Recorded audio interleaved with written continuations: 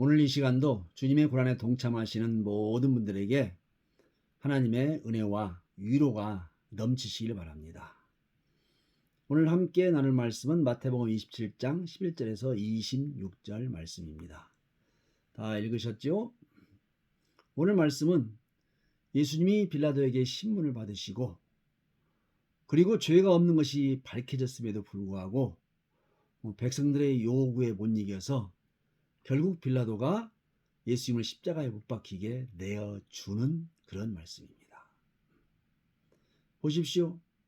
빌라도가 신문하고 또 대제사장과 장로들이 고발할 때에 예수님은 아무 대답도 아니하셨다고 했습니다. 빌라도의 말을 들어보십시오. 그들이 너를 쳐서 얼마나 많은 것으로 증언하는지 듣지 못하느냐 하되 한마디도 대답하지 아니하시니 총독이 크게 놀라워하더라 그랬습니다. 예수님은 왜 아무 말씀도 하지 않으셨을까요? 그것은 예수님의 선택입니다. 하나님의 뜻을 이루기 위해서, 십자가를 지기 위해서 나는 말없이 순종하겠다. 이거를 선택했다는 것이지요.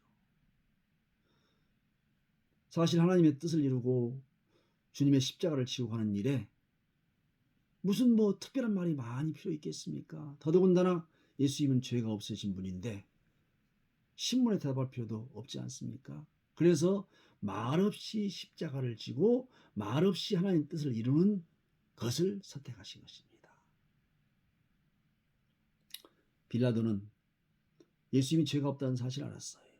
18절에 보니까 그가 그들의 시기로 예수를 넘겨준 줄 알미더라 했습니다.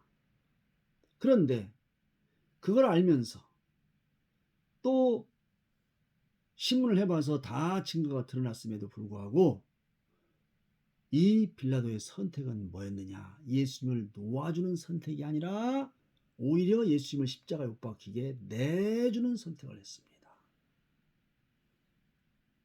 이 빌라도의 선택은 합당한 재판을 따른 것도 아니고 양심의 소리를 따른 것도 아니고 모두가 인정하는 것을 따른 것도 아니고 오직 한 가지 자신의 이기적인 목적을 이루기 위한 선택이었습니다. 너무나 어리석은 선택이고 너무나 부끄러운 선택이지 않습니까? 선택은 미래를 결정하는 것입니다. 선택은 죽느냐 사느냐를 결정하는 것입니다. 그래서 선택은 매우 중요합니다. 또 보십시오.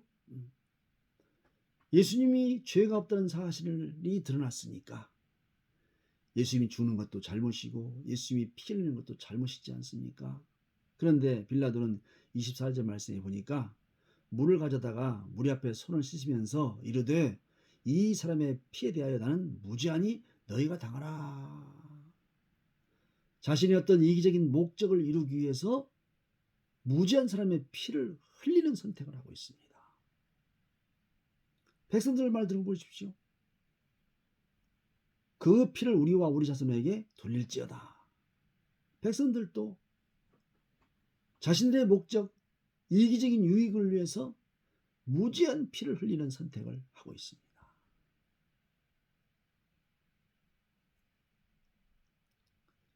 모든 사람의 죄와 허물을 덮는 피는 오직 예수님의 십자가 보혈밖에 없습니다. 그러면 그 보혈로 내 죄와 허물을 씻는 선택을 해야지. 반대로 무지한 피를 흘리는 선택을 하면 어떻게 되겠습니까? 너무나 어리석은 모습, 너무나 미련한 그런 모습이 있지 않습니까? 이건 남의 얘기가 아니라 우리도 때로는 이런 선택을 할 때가 있다는 것입니다. 신자는 십자가의 보혈로 용서받은 사람입니다. 또 그 용서의 기쁨을 가지고 살아가는 사람입니다. 그리고 그 십자가의 보혈이 나를 통해서 모든 사람들에게로 흘러갈 수 있도록 모든 사람들에게로 이어질 수 있도록 하는 사람이 신자입니다. 그런데 반대 선택을 하게 되면 오히려 무지한 피를 흘리고 사람을 살리는 것이 아니라 죽이는 안타까운 결과가 되어버리지 않겠습니까? 그래서 선택이 참 중요합니다. 오늘 이 고난에 동참하시는 모든 분들은 하나님의 뜻을 이루는 선택을 하시기 바랍니다. 무죄한 피를 흘리는 선택이 아니라 십자가의 보혈로 나도 용서받고 다른 사람도 용서받게 만들어주는 그 보혈의 공로로 모두가 살게 되는 그런 선택을 하시기 바랍니다. 하나님 다시 한번 은혜 주시고 믿음 주시고 영을 열어주셔서 이렇게 선택을 잘 할 수 있는, 나도 살고 남도 살리고 하나님의 뜻이 이루어지는 선택을 할 수 있도록 인도하여 주시옵소서. 결심하시고 기도하시고 고난에 동참하시는 모두가 되시기를 바랍니다.